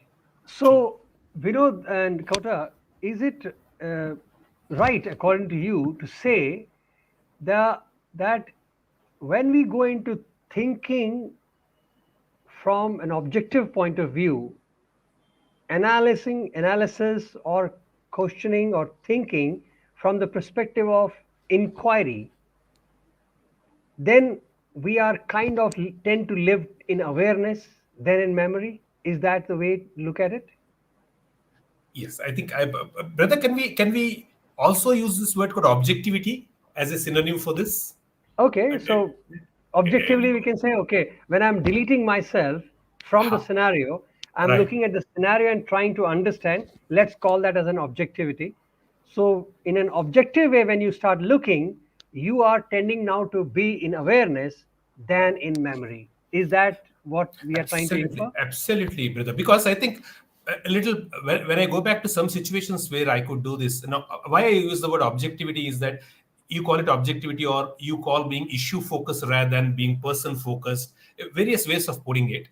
I think what we have seen in my little experience, what I have seen is that when I did that, I was rid of disturbance in myself. I was much when I'm rid of disturbance, I'm much more capable of making better decisions actually in life. Whenever I carry this thing, like you said, the ego aspect, and then why did this happen to me kind of thing, I'm always disturbed, and then I want to deal with the world that way. When I want to deal with the world, being a disturbed person, believe me, my effectiveness would not be more than 20%. When I'm more stable and then calm, and how does the calmness come? I'm not bothered about what who did this, but I'm just thinking, okay, this is what happened, so this is what needs to be corrected. So when my approach is as objective as that, I'm very sure that all of us would be at least 2 to 3 times more effective in our decision making and in our execution than what we are normally if we're disturbed. So, basically, if you say what you're saying, if we are objective in our thinking process, we reflect Kshama. Yes, yes, beautiful. Shame So, of the Vinod, self, shame of do others, you shame also of agree? beautiful. Yeah, completely. And I mean, like, I think I love the use of the words being issue based than person based, right? That's so true. I mean, in an organizational context, when you're solution focused, what's important is what caused the problem, not who caused it, actually. Right. Because who just happened to be there? It could have been A, B, C, could have been Vinod, could have been anybody who was there. But what is important is why did this happen and how do we don't allow such a thing to happen? So that objectivity enables clarity. Beautiful. Brother Srinivasan is saying, are you saying be your own witness of your actions and thoughts? Is that what it is? I would say yes. So you tend to become, you're a kind of third party to yourself. Right. And rather than trying to solve your problem, you're trying to solve the problem. Right. Exactly. It's a very beautiful thing. You grow out of the scenario of me, mine, and you're looking at the problem per se rather Right. than my problem. I think it's a very beautiful thought. Just as a little the So, action mm, point, brother, the way I practice, I wanted to just say this, if this is useful for us. When now to we can do a little practice from today, like we walk out of this video show, and then we meet somebody who might disturb us, maybe talk to us in a little insulting way. We get a phone call that tends to disturb us. How do we apply this? And I feel I would want to apply it this way, that instead, the moment it happens, alertness or something should ring here saying that here is the test coming from Swami. Here is the test coming from Swami. And then the second thing that happens is that instead of looking at what happened outside, we can also look at what is happening inside. I guess that is what being witness to our own reactions and actions means, that unless I yeah, know that because yeah, something is correct. brewing up See, here gradually. the moment you have the ability to detach yourself from the action itself, then everything else will fall in place. That's Absolutely, fantastic. absolutely, absolutely. Okay, let's take this journey a little forward now, and see if I have any questions so far.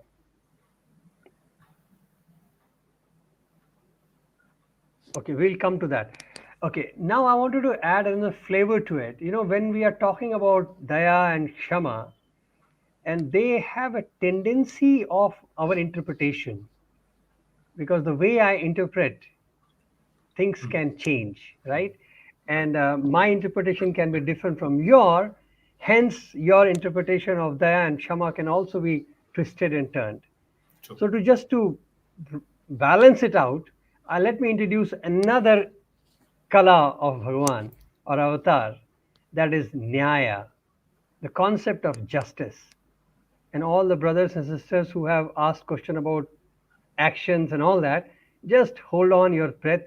We'll come to that. So let me introduce this concept of nyaya to you. Nyaya, normally what we understand from general understanding is providing justice to life, right? Whosoever has done right must be rewarded. Who has done wrong must be punished. So this is a kind of outlook people usually would have when you hear a word nyaya. So before I merge nyaya with Kshama, let me ask you both your 2 cents or your definition, understanding of the word Kshama. Uh, Brother, did you mean nyaya? Yes, Understanding the word nyaya? yes. I'm just Wonderful. asking, you're just starting before we merge and talk about unification. Just Uh, let's have a flavor of how do you look at nyaya from an avataric, attribute. right. I think nyaya is the when we look at it from Swami's point of view, I think it's a unfailable, non-failing kind of non-failing act that happens in the whatever we receive in this world is nyaya, Bhagavan's nyaya, according to me, because whatever responses, reactions, and phalitam, the karma phala that each of us are receiving any moment is Bhagavan's nyaya, and because it's a karma phala pradata. So this is my understanding that it is a inevitable law and it is never failing, according to me. Those are the first initial thoughts that I want to share, brother. Yeah. So like Bhagwan says, the only law you have to follow is law of karma. Right. And law of karma always delivers nyaya. Rest Right. all is an offshoot of that, right? Okay, Right. fair enough. Right. Vinod, what is your take on that? My take is that I think see, Nyaya is in line with the avataric mission we spoke of, right? So the way when we look at an avatar, I feel it is vision mission very clearly set. Is this going to help this individual slash the society around to get to the better understanding of the fact that they themselves are divine? Anything which violates that is anyaya. Hmm. So essentially, if any set of activities of any individual or group doesn't allow that to happen, then it is anyaya. Very interesting.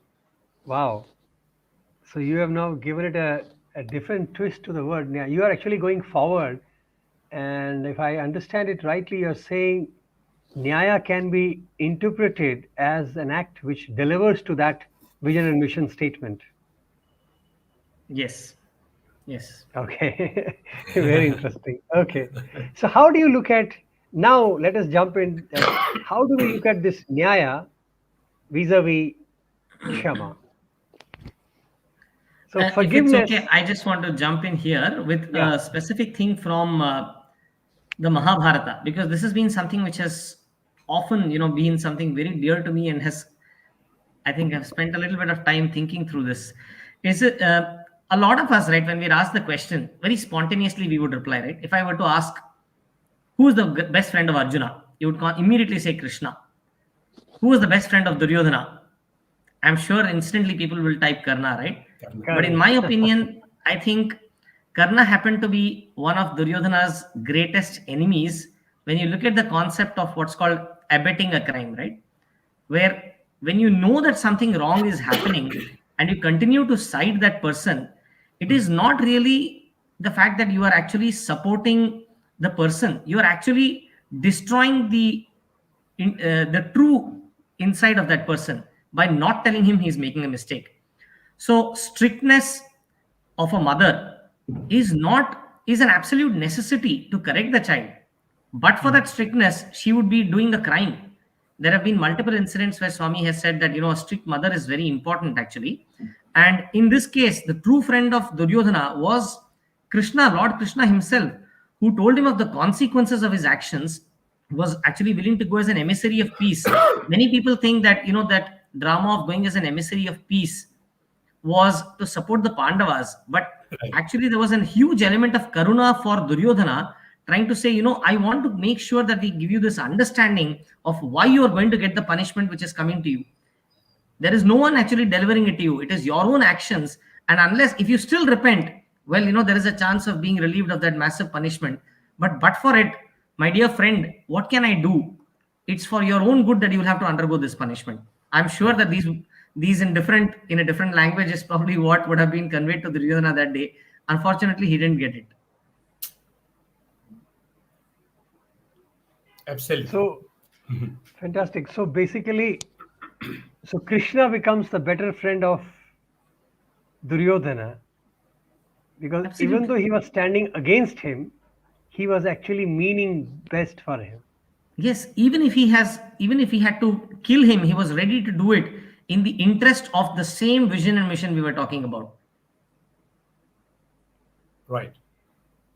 So Shama is valid only when it delivers nyaya. Yes. I think Kota, you have been telling Ramayana a lot of places. You have been talking about Ramayana a lot. So I think Right. there is a very beautiful analogy with Ram and Ravan also in the same parlance of Yes. justice, nyaya with Shama. Yeah, yeah, yeah, You want to say yeah. that? Surely, surely. In fact, of course, the situation is the war, and Lord is parked on this side of the war field now, and then Vibhishan comes and then does Sharanagati to Lord. We all know this story.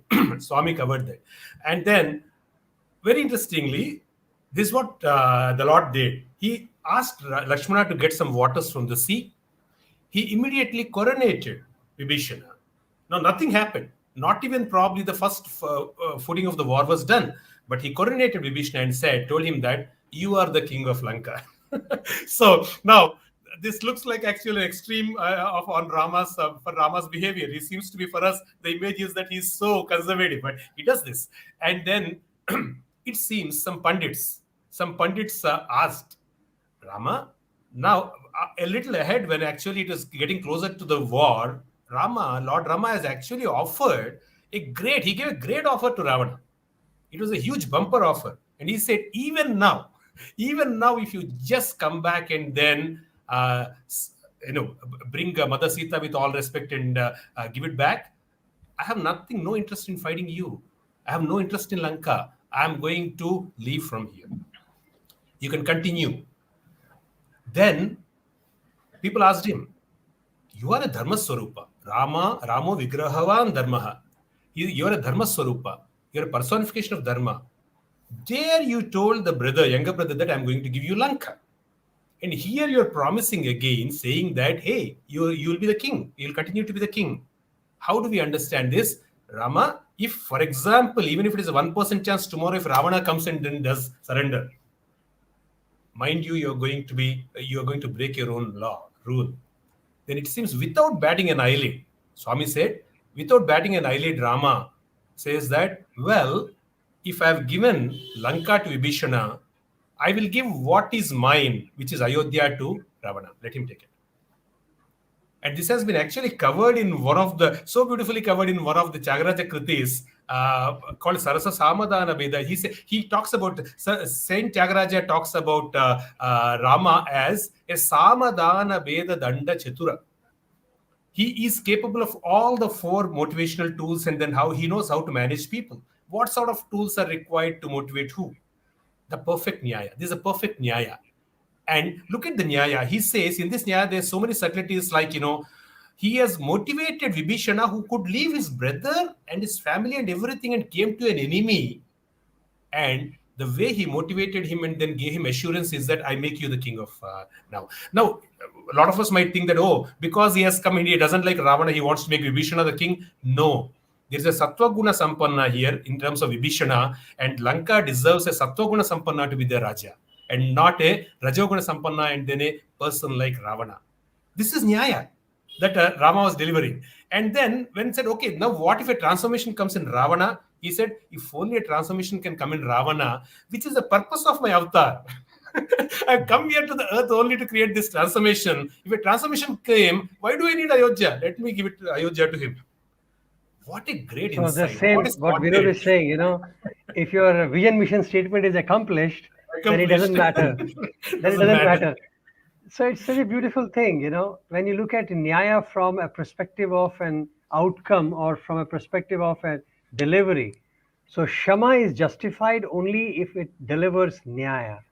And if Shama does not deliver Nyaya, it becomes weakness. So I think Yes. you were not there last time when we were discussing about it. There were some questions about, who is eligible for Shama. And he said only a strong person like Shama Shovati us bhujang ko jiske paas sabal ho. So it is decorated by people who have the power and a might to say, I forgive you. Right. But when you look at it, what kind of might we are talking about here? When you look at, it's not a physical might, certainly. It has the physical might aspect, but it is not limited to that. But the most important thing which right now is coming out is the deliverable of nyaya. But don't you think nyaya interpretations can be a problem, Vinod? Um, yes, I mean, obviously there could be certain challenges, but I think, I mean, this particular narration of the Rama Ravana one, right? It's so apt. And I just want to kind of lead from there to maybe this particular question that you're saying, giving an example of where this Shama was wrongly applied, right? And this has been again something which Swami himself has said. So, in case of the incident we just spoke of, Rama was not exercising mere magnanimity for the sake of saying, "Hey Ravana, I forgive you, and I'm showing how great I am." No, there was no such intent on the part of Rama. It was very clear the transformation of Ravana is the goal of this entire avatar. If this is achieved, then by virtue of everything else that Ravana possesses, he certainly deserves to rule Ayodhya. It was a sense of deservedness also. And in Yes. fact, when Ravana died, Rama actually sent Lakshmana, his own younger Lakshmana. brother, and said, "You know what? Go and touch his feet and pay obeisance, because this is a highly knowledgeable, virtuous man, but for this one or two traits."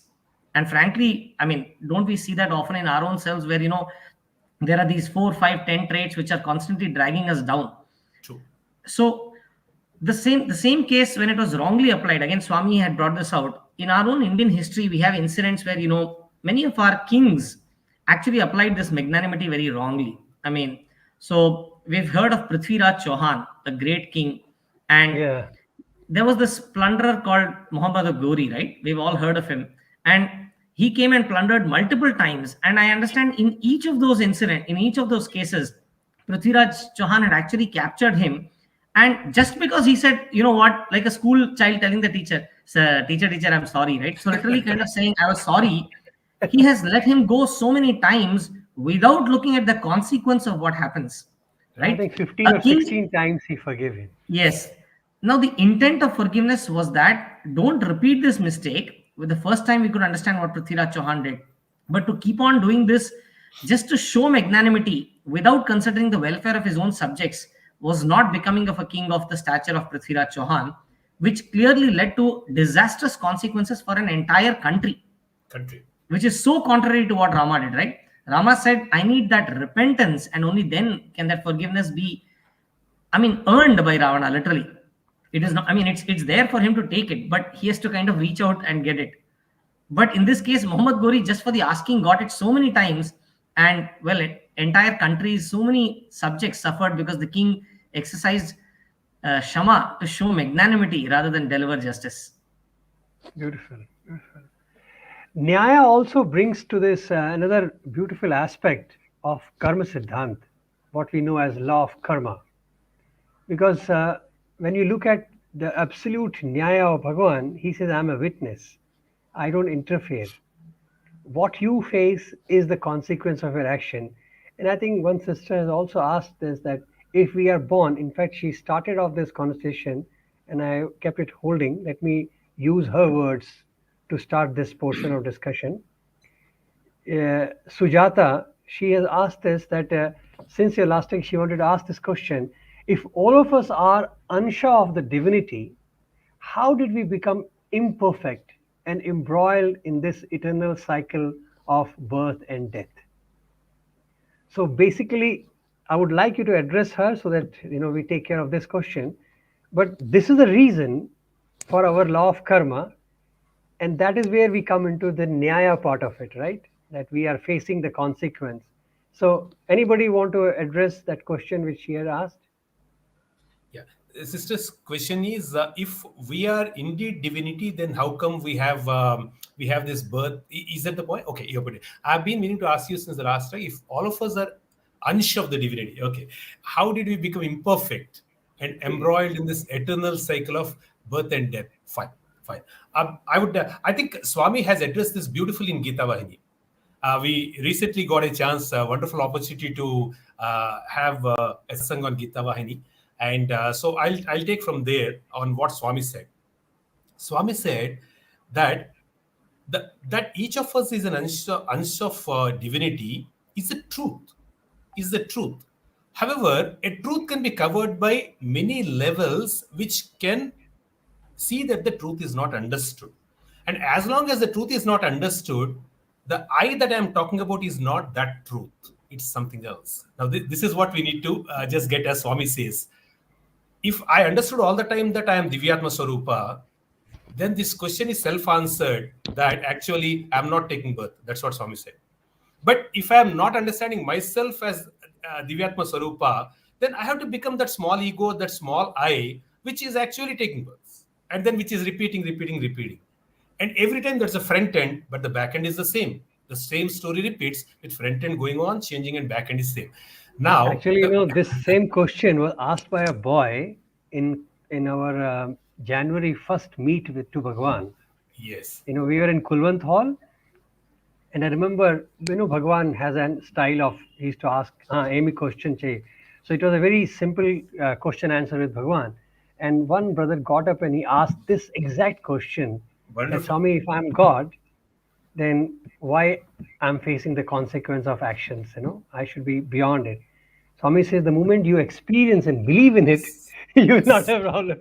Right now yes, you have known, now you know it, but you right. have not experienced it. Experienced it. Exactly, So it's a very exactly. beautiful, thought of how difference between knowing and experiencing and the belief that faith of oneness is amazingly different. Right. So from there, I would like to just jump on to this discussion on karma siddhant.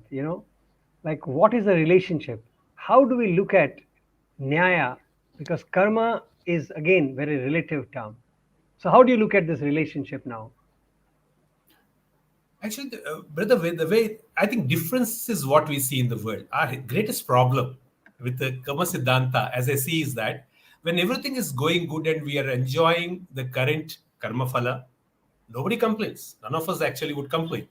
And but when I'm sitting in the darshan and I'm getting Swami's darshan, Swami is talking to me, Swami is giving me interviews, absolutely no problem, no complaints about anything in life. In fact, there's no better person than me. But then the moment the other factor starts happening, the other side starts happening, the sinusoid curve takes the negative turn, maybe that's when my problems start. And there's only one solution that Swami has given, which I'll share right now. This Swami said, in order to address this and come back to the nyaya aspect in Karma Siddhanta, there's only one solution, as Swami has said very recently in Chennai. But somewhere about 2009-10. But before talking about that, just one more thing. Swami, so there are number of stories. There is this one story I think recalled by Professor Kasturi in, if I'm not mistaken, Loving God maybe, about his concern about the blind children who were brought to Swami by a mother. And this happened many, many years ago. And the mother would sit, the father would sit, they would wait for Swami's darshan, and then they would want Swami to do something, touch the eyes, and then probably the eyes would come back. And we have seen quite a few things happen of that nature, but nothing. Swami would come every day, he would walk away. He would come, he would walk away. Professor Kasturi felt very pain because the parents came to him and then they cried out. And they said, these are such beautiful children. We haven't done anything wrong anywhere in this world. Why are we facing this? And how come such a merciful Lord who is doing so much for others is not doing anything with these children? So this is what is the wailing that they had. Professor Kasturi was moved and he wanted to represent, but he knows what is the thing. And then he waited for a chance. Then he had the courage, summoned his courage, and then asked Swami, Swami, these children. Swami says, Amy, what is that? What about that? He says, Swami, the children are blind. Yes, I know. I'm not blind. Swami said, then Swami, the blind children are so innocent, Swami. They're so cute. And then you're the only one. They come only to you, and then they're not going anywhere. Why don't you give them the vision? And then it says, Swami says in all his kindness, he says, Kasturi, do you know what is their past? Do you think that I'm so heartless? I'm not even, do you think that I don't have the kindness that you people have at least? It seems that's how Swami asked. Swami asked. And then, do you think I'm so heartless? The only thing is, in spite of what I see here, I have to give cognizance to the past and the present, the past and the future.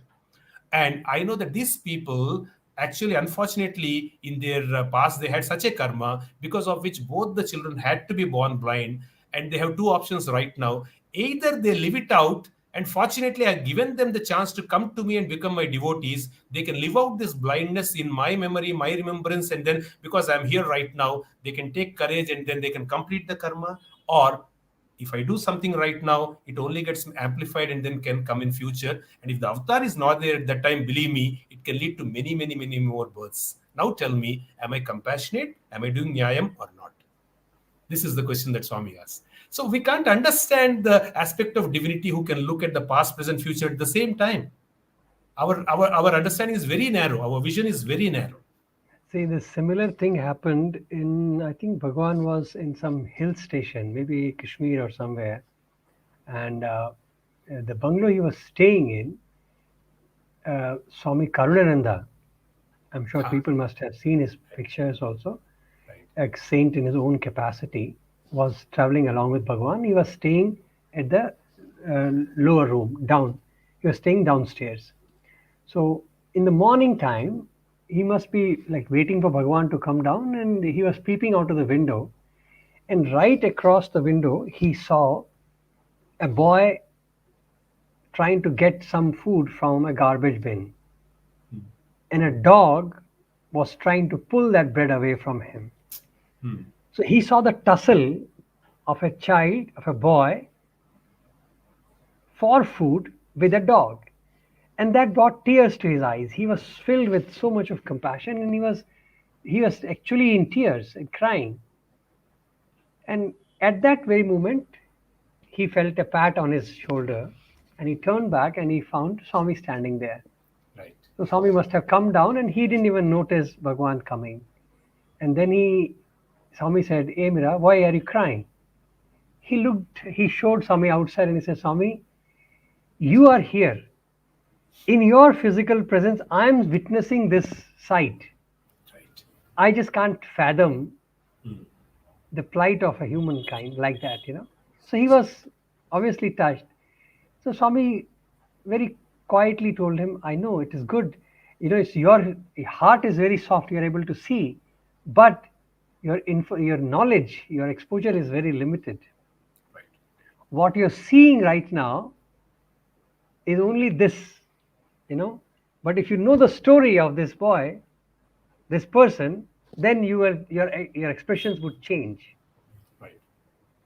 He says the same person in his previous life was a very wealthy man who disrespected food, who used to have a lot of food, but he would eat little bit and throw everything. And he snatched the dew from others. Right. So he says that the dog you are seeing is the dog whose food he has snatched in his previous life. Oh my God. And the food Okay. he's looking for in the garbage is that food which he has wasted in his previous life. So in this life, the dog is pulling it back, and he is struggling to find that same food which he wasted. Wow. So because Karananda, you are looking at from a narrow vision, you have these emotions. But since I know the story, I know him, I'm helplessly watching it. Absolutely. Absolutely. Absolutely. See, it's a Talking very about talk about the nyaya and then the kshama aspect. I know when you were sharing this, brother, something got. I was reminded of a story of an experience. I think this was again being was shared by Premanush. I heard. It seems Swami was actually traveling in a car, and then the car was being driven by one of the rich devotees, and then this car stopped at a particular traffic junction signal. There was a Bikari kind of person who was trying to wipe the car. I know, those people come and then this happened quite a few years back. They tried to take some money after wiping the car. We haggard and all that. And then Swami immediately told the driver, go call him. I want to talk to him. And Swami, who? This guy? And then he said, yes, go and call him. And by the time that boy moved, and then this person tried to go, when this rich person was getting out from a luxurious car and then was trying to go behind him, that fellow ran. And then Swami, it seems Raja Reddy Garu was sitting by the side of Swami. Swami asked Raja Reddy to go and then fetch him. And then Raja Reddy Garu went and then negotiated with him, spoke to him for some time. We don't know what, and he got him finally. And once he comes, that boy, when the window was actually brought down, the colored window, he looks at Swami, he falls flat on the road, and then he starts singing about Swami. Swami then pats him, and then with all compassion, this guy was in tears, and Swami says, "Nak tilsu anta tilsanta bound." And then it seems Swami just says, Swami puts a wad of little few currency notes in his hands, and he says, "Understand, even now I am with you." Swami said, "Even now I am with you," and then asks him to leave, and that boy goes away, and then they are continuing. Now, this gentleman, the driver, asks us, Swami, what is happening? What is this all? Then Swami says, "You know what? This person has been a very rich person in this life. He has been a very rich person. Circumstances came in such a way, and he was my devotee, he used to come to Parthi. Circumstances came in such a way that everything he lost. And he was always talking about me, thinking about me, but still saying that, Swami, you must have deserted me. You must have deserted me in this situation." So I had to call him and tell him that I'm still with him. Now, the strangest aspect that comes out from this entire narration is that Swami knows everything, but he is probably the one who's supporting us. Like that story of God carrying the devotee when the devotee was in troubles. However, we might never know. And we might still be wailing and then accusing Swami that he's not doing. But he's still doing. The Kshama and nyaya are going together. But the nyaya takes over. Nyaya has to happen, because what would happen later on if the nyaya is not done right now, only he knows. Vinod, you are about to say something. Sorry. No, I think I was just wanting to, try and connect this with, I think, a very deep question that clearly Sujata sister was asking, right? And frankly, I can see Brother Parikshit bringing the same thing, saying, for every disease that we've seen cured by Swami, there are so many which are not, right? And obviously, these are questions that have perturbed all of us. I'm going back to one of the interviews where I was blessed to ask a similar question to Swami. And the question was essentially around saying, Swami, why is there so much suffering? Right? And Swami's prompt, pat, straight answer without battling, and I was, suffering is imagination. And I was literally like, what? I love it. he just killed it, the whole thing. Huh? Literally. Yes. And then you might be expecting some kind of a very sympathetic answer, Consolation. And then I remember that, I was trying to still go a little deeper, and I was saying, Swami, does karma cause suffering and so on? And then Swami said, karma is also imagination, right? And I was like, looks like, this is clearly syllabus like above my head, right? I was trying to see kya ho kya raha hai. And so, this question that we've asked, what Sujata sister you asked, is clearly, I think, we're all fellow passengers in this journey trying to unravel this. But my understanding as of today is that there are three approaches that I feel one can take, right? If you take the approach of karma, then the ideal way is to say something like Uddharet Atman Atmanam, which is, you rely on putting in the best possible effort without worrying too much on the result, and do what Bhagwan Sri Krishna has told in the Karma Siddhanta, right? Which is, don't worry for the result. The second approach is to have faith, the bhakti approach, and say, whatever happens to me, good, bad, suffering, etc., is for my best. There is a Lord watching over me who knows what is best for me. And the third approach is to say, from a jnani perspective, what I've seen, been blessed to witness a few people, is that they don't even pray for all that. They just take things as they come, with the sheer understanding that this is all a dream. So if a dream hammer is hit on the dream head, well, it's still a dream. It's okay. Whatever has to happen in the dream will happen, right? And clearly, most of us are not ready to accept the third statement, which is where I think Swami came back with the pat answers, which is where, our small egos of trying effort and, all this goes in place. But when you look at it from his perspective, literally it is Karuna all along, with absolute wisdom and absolute understanding and compassion. The best that is happening is what I think each one of us is undergoing. Beautiful. Just may I add one point, Brother Abhi, if you are not getting delayed. Sure, brother. So, see, Swami has given, just this is in addition, Brother Vinod, to what you're saying. Swami has given very clearly an equation in Gita Vahini. He said, my devotees are of four types. The first type are arthas, the second is artharthas, the third is jignasu, and the fourth is gnani. Like brother, you mentioned about the gnani. Now he says these are four types. Now Swami also said that the artha are very common. Artha are people when Sankatam comes, Venkata. That Venkatramana. That's what they say. That's what Swami always says. Sankatam vachinappudu Venkatramana antaru. That's what Swami says. So we remember God only when there's a difficulty. That is Artha. And then Arthartha are people who get into business transactions with God. मैं ये करता हूँ आप ये कीजिए मुझको और इतना किया आप क्या कर रहे हैं मेरे लिए. So this is the arthartha, business transaction people. And Swami says these two fall in one category. Then there's a major jump that happens. This is one level. There's a major jump that happens. The jump comes to jignasu and says, some life, when I call you, you start asking for the first time. You start inquiring. You pose a question. What is this? Who is Swami? Who am I? How am I related to Swami? What is happening in this life? Why am I born like this? What am I supposed to do in order to be closer to Swami? All those people who are asking these questions are already jignasus. And Swami said, most of you who are seriously on the path of... So Swami said, spiritual path does not start unless you're a jignasu. The artha are also children of God. And they all get the love of God. But the spiritual path is not starting unless we become a jignasu. And then if we are fortunate enough, like brother says, maybe at some point Swami can induce that jnanam in us. And then hopefully it happens to all of us very, very soon. Kota, just to add another, before I forget, we are talking about how Bhagwan changes the Vedic dictums. Right. In Bhagavad Gita, the four categories which Lord Krishna has mentioned is Sukarmi, Arthi, Artharthi, and Jigyasu. Right. So what you are saying, Bhagwan has changed the Sukarmi yes. and made it Gyani at the end. Gyani. That's the most interesting thing, because even the very first time, brother, I felt, now we thought that actually karma marga, bhakti marga, and then jnana marga, three distinct paths. That's what we normally think. And then I was thinking for the first time, why is Swami putting a jnani in the bhaktas list? But then, what a depth Swami gets into. We don't have time to get into that. Maybe some other program, brother. But Swami says that there's no difference between a bhakta and a jnani.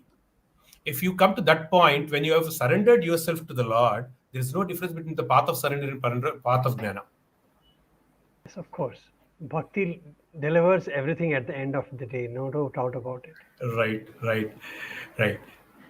Okay.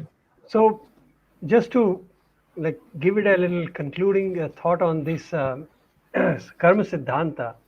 So we looked at this aspect that yes, nyaya actually in our normal day-to-day affair, nyaya is naturally happening out of law of karma. So nothing we are doing. Whatever happens, the reaction is nyaya, and it will be justified. So if I am having a stomach problem, nobody to blame except me. If I am having a good time, nobody to compliment other than me. So it is a very beautiful justification. And one aspect we added here, a flavor was, why does God intervene in some? So let's call it grace. Why does grace intervene, nyaya, in some cases, and why it does not? I don't know if we can ever have a justifiable answer for this, but as Vinod was mentioning, we all have gone through this in our mind, like why not me, or why not him, or why that? And when we could see, because we have seen Bhagwan resurrect some people, we have seen Bhagwan cure some people, and we have seen Bhagwan turn his head off, head away and moved on. So how do you convey, what is your essence understanding of this? Where does grace intervenes and where does grace does not intervene? Right. So I have a couple of thoughts in my mind, a couple of instances, brothers, which I'll share with you, and then I'll hand it over to Brother Kartic.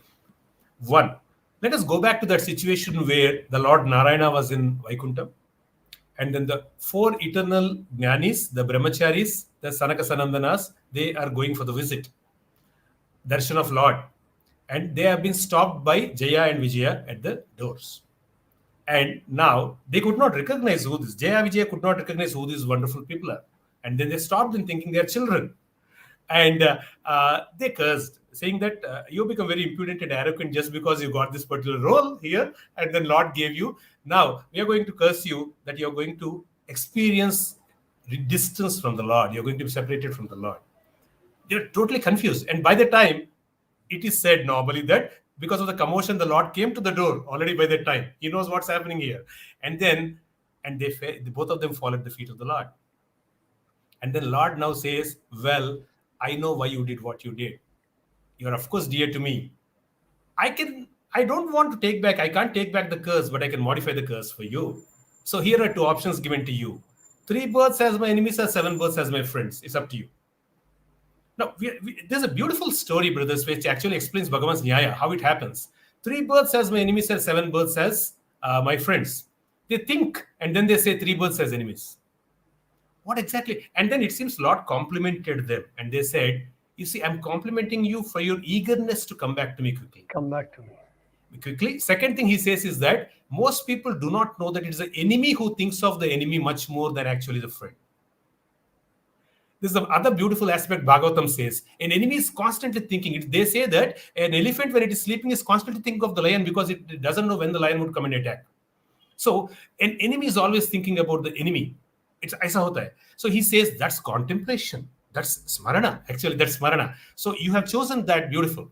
Now, if we come back to the 3 avatars, Hiranyakashipu, Hiranyaksha, or Ravana, Kumbhakarna, and all those people, what we see is that it looks like Rama, the avatars never look at them directly and then look like they look away from them.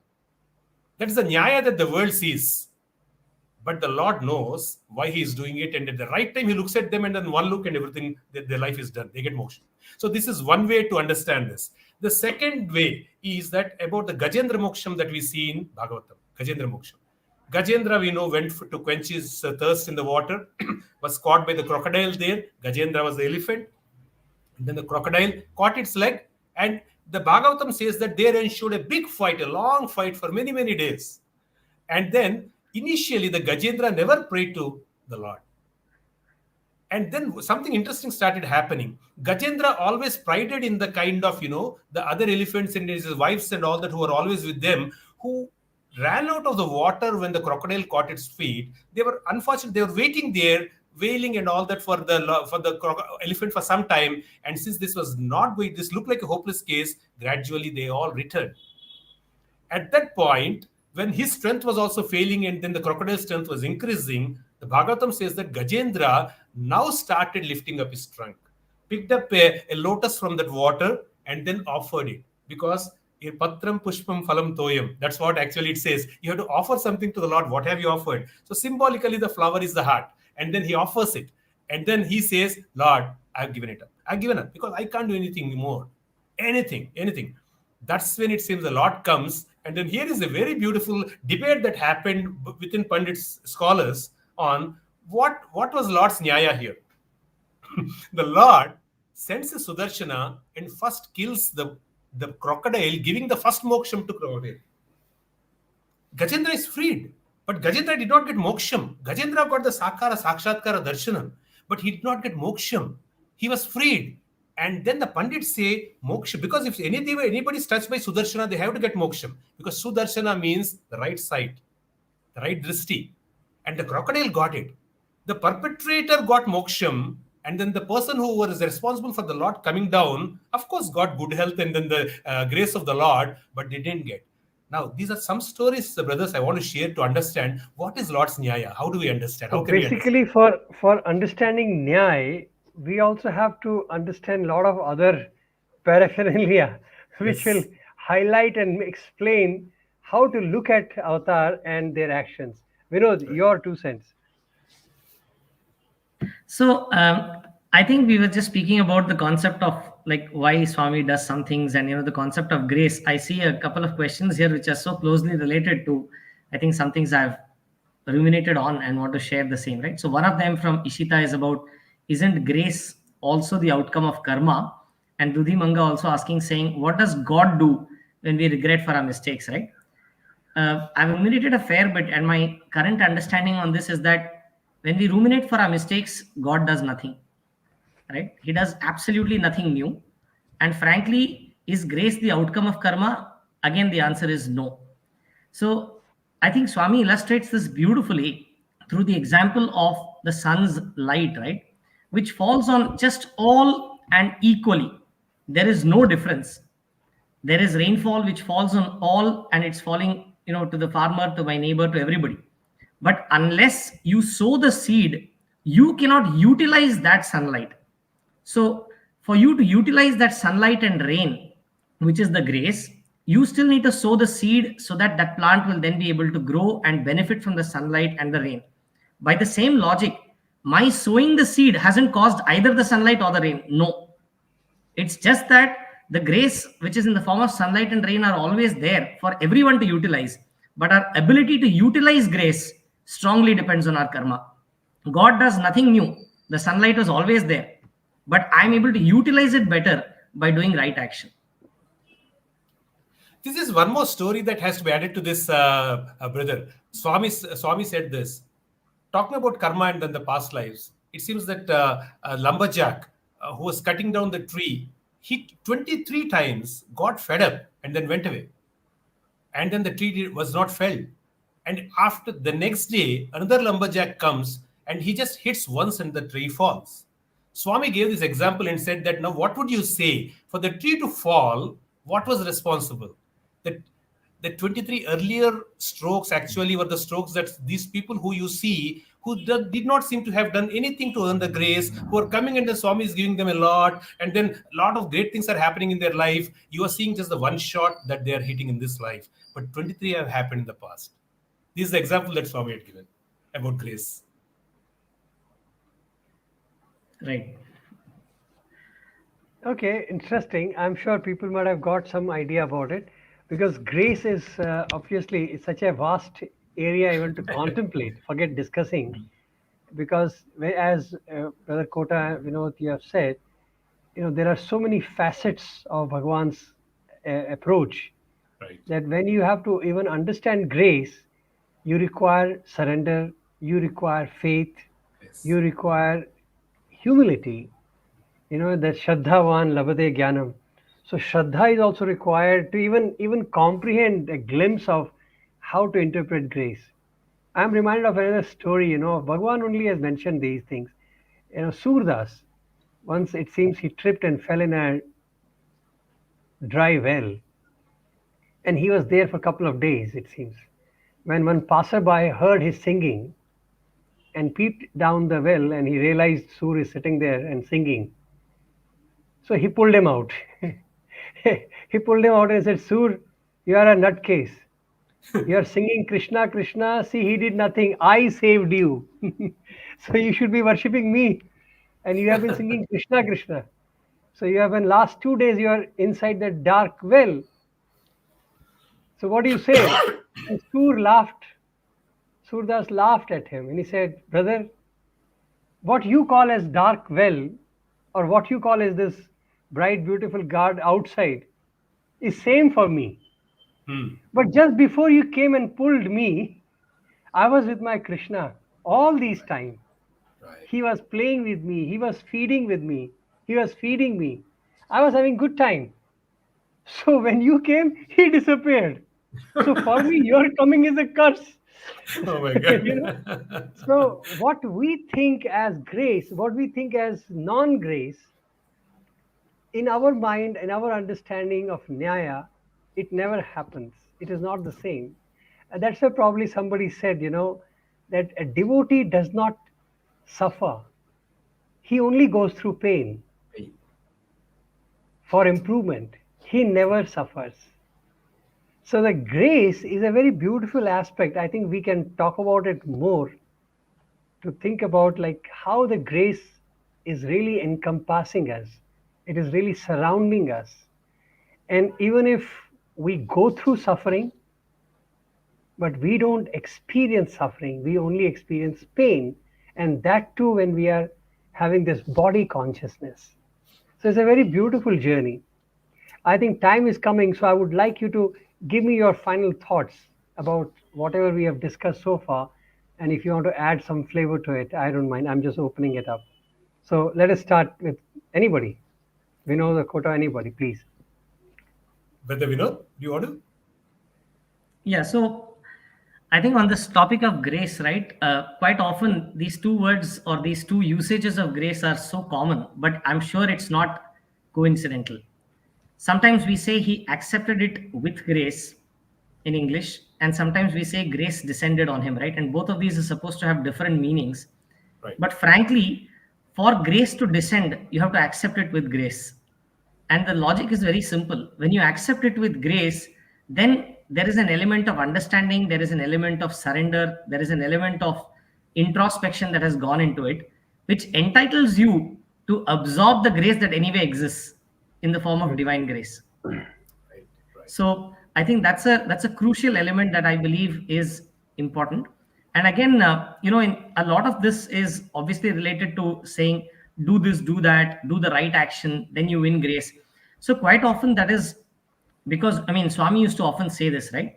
When you are on the path, it's very important to initially, you know pretend that you can get the right things done and start working towards it. By doing that, you tend towards the goal of understanding, and it eventually kind of leads you to that ending where you understand that yes, this is what it is.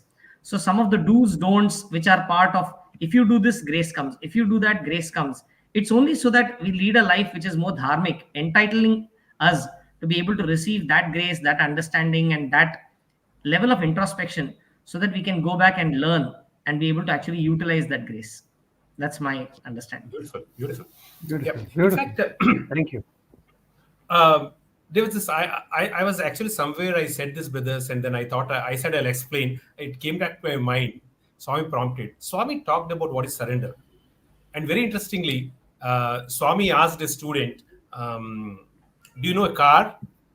Yes, Swami. Did you ever drive a car? Yes, Swami. How many gears are there in the car? 4, 5. And then Swami said, in my car, there are only 2 gears. Swami said, there are only 2 gears. And then he said, my car is the car of your life. And in this, there are only 2 gears. Swami said, one is Sukham, one is Dukkham. Swami said, one is Sukham, one is Dukkham. And then know this, that life is always shuttling between these 2 gears. The journey is between these 2 gears, Sukham and Dukkham. And then Swami asked a very interesting question. Now tell me, when do you think the car is most stable? When it is in a gear or when the gear shift is happening, Swami asked. And that person happened to know a little bit about the car and then driving. So he said, sir, Swami, it is when actually the shift is happening, because it is neither there nor here. And then that's the time. Swami said, very good. So in order that there is less and less trouble and then more stability during that time, what do? How do you do the gear shift? And that boy knew it, and he said, Swami, we use a clutch. I mean, the mechanical car, not the automatic car. And then we use a clutch. And then Swami said, yes. And as you're shuttling between Sukham and Dukkham, see, when Sukham is there, people forget me. Swami said, people don't understand the grace. People forget me. When Dukkham is there, over a period of time, people are wailing, and then they get used to that. Even sometimes people are don't think about me very seriously. Yeah. But when the shuttling is happening, when I give them Sukham as their Karmapala Pradata, and then Dukkham starts coming, that's when they say it's unreasonable. That's when you say that this should not be happening. That's when you say that there is no nyayam in this whole thing. That's when you say. So he says, if you want to find nyayam, press the clutch and do the shift. With clutch is surrender, Swami said. The clutch is surrender. Accept that it is Swami who's doing it. Give it up to Swami. Like Brother Cartic said, Ishwararpana Buddhi. Give it to Swami. And then Swami's Daya is automatically. So, such a beautiful thing, Brother Kartik said, it's always there like sunshine. But are we taking it? Am I thinking of Swami when the shift is happening is one point? And of course, I just want to end with this, brother. Swami's very famous song, which he used to sing, Daya Cheta Dhanyulu Kavalera. Swami says, it's only with grace that you can ever get liberated. Beautiful. Beautiful. He said, Thank you so much. Everybody. It's only with grace. So beautiful. Just before I close, there is another small question was asked by Brother Kartik, Dudi Bonga. He's actually asking, when we're talking about Chitta Shuddhi, I believe it must be referring to that part. He says, should Gayatri chanting be taken seriously while chanting, like concentrating on the pronunciation, state of mind fixed on the mantra and the posture, etc. Yes. Any Yes, I quick think answer for him, please? Swami has clear Gayatri mantra is the only mantra which Swami has chanted, and he has given as an example. It's all there. And then I think we should get that intonation, we should get the words right, and we should chant. Is just my understanding. Gayatri is something that Swami has whispered in the ears of some of the people who were he has conducted. So Gayatri mantra is very, very powerful, and Gayatri mantra should be chanted seriously, is what I feel. Vinod. Yeah, completely agree. And for that matter, Gayatri, bhajans, anything, right? Sometimes in an effort to make things very democratic, we try and say, let everybody do it. But frankly, Swami has been very strict about some of these things with intent. It's like when you offer prasadam, I'm sure my wife would never allow me to cook and offer prasadam to Swami because she knows my culinary skills are awesome, right? So by the same logic, so it's not that we don't want to give people a chance, but it's about saying, have you put in the right amount of shraddha into that activity so that it becomes deserving of what Swami is expecting, whether it is chanting of a mantra or anything. So if that intensity has gone into it in trying to learn it the right way and doing it, it always obviously has the right benefits. And frankly, most of these are literally even more close than mathematical formulas. They literally work exactly. Maths may fail at times, but spiritual formulas are so perfect that they Yeah. absolutely have results. So that's the reason why some of these are stressed upon. That's my understanding. One thing I can add here is that with Bhagwan's grace, he has opened it for the whole world. There is no caste, creed, gender, anything for Swami. What Bhagwan has done, a uniqueness is that anybody can chant Gayatri at any time. You can chant Gayatri, and it's powerful, no doubt about it. And as Brother Kota was saying, that if you have the right intonations, as Bhagwan himself has taught us, then the impact of the Gayatri will certainly be much, much better. Absolutely. So Gayatri is a wonderful thing. In fact, for students, Swami said chant 3 times a day. Three Gayatris 3 times a day. Morning while taking bath.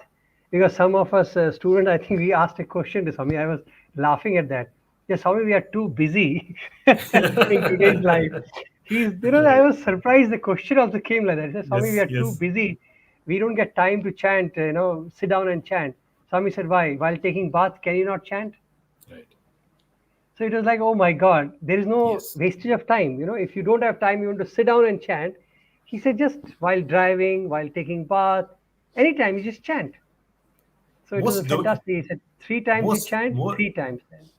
I was just saying most democratic God. So, The kind of options he gives. excellent.